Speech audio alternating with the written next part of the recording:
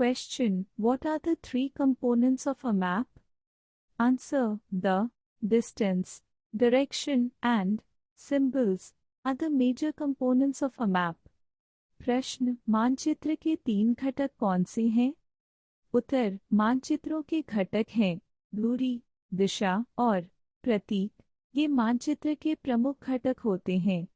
Maps are drawings which reduce the entire world or a part of it to fit on a sheet of paper. Or we can say maps are drawn to reduce scales.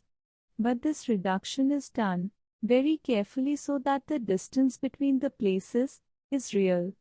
It can only be possible when a small distance on paper represents a large distance on the ground. Therefore, a scale is chosen for this purpose. Scale is the ratio between the actual distance on the ground and the distance shown on the map. दूरी: मानचित्र वे रेखाचित्र होते हैं जो संपूर्ण विश्व को छोटा कर देते हैं और कागज के टुकड़े या शीट पर फिट हो जाते हैं। या हम कह सकते हैं कि मानचित्र छोटे पैमाने पर खींचे जाते हैं, लेकिन यह पैमाना बहुत सावधानी से बनाया जाता है ताकि स्थानों के बीच की दूरी वास्तविक हो। यह तभी संभव हो सकता है जब कागज पर छोटी दूरी जमीन पर बड़ी दूरी का प्रतिनिधित्व करे। इसलिए इस उद्देश्य के लिए एक पैमाना चुना जाता है। पैमाना जमीन पर वास्तविक दूरी और मानचित्र पर दिखाई गई दूरी के बीच का अनुपात है। For example, the distance between your school and your home is 10 km. If you show this 10 km distance by 2 cm on a map, it means 1 cm on the map will show 5 km on the ground. The scale of your drawing will be 1 cm equals 5 km.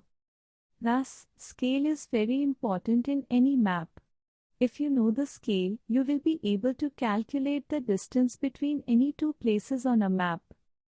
उदाहरण के लिए, आपके school और आपके घर के बीच की दूरी 10 किलोमीटर है।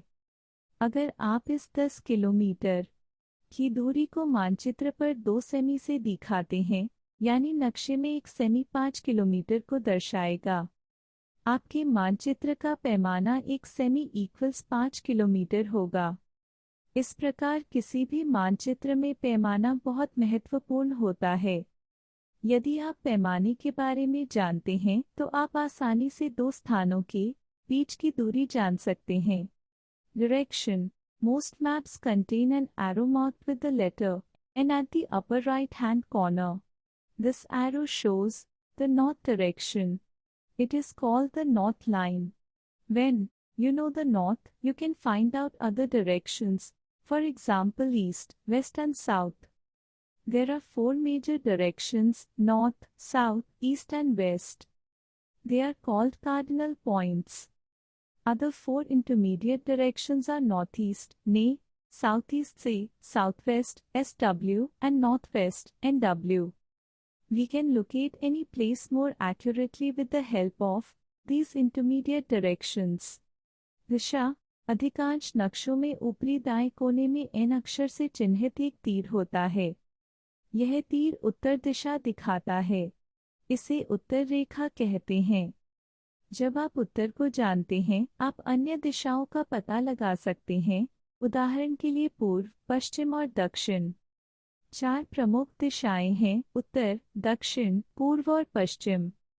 उन्हें कार्डिनल पॉइंट कहा जाता है। अन्य 4 मध्यवर्ती दिशाएं उत्तर पूर्व, दक्षिण पश्चिम और उत्तर पश्चिम हैं। मध्यवर्ती दिशा की सहायता से हम किसी भी स्थान का अधिक सटीकता से पता लगा सकते हैं। Symbols: It is the third important component of a map.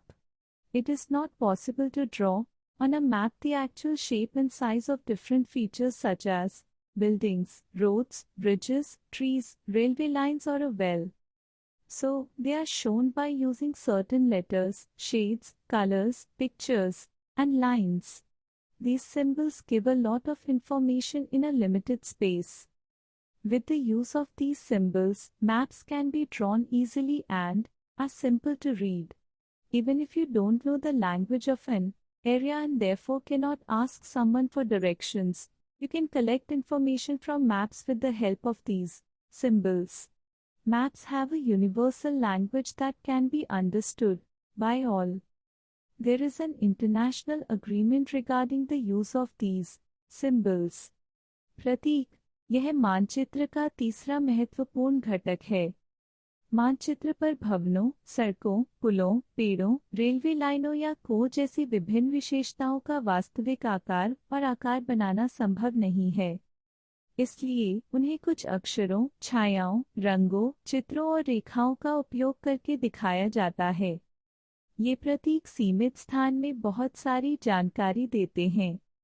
इन चिन्हों के प्रयोग से हम आसानी से मानचित्र बना सकते हैं तथा मानचित्र को आसानी से पढ़ सकते हैं।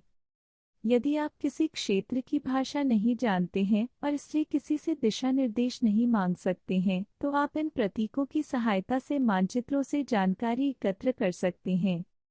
मानचित्रों की एक सार्वभौमिक भाषा होती है जिसे सभी के द्वारा समझा जा सकता है।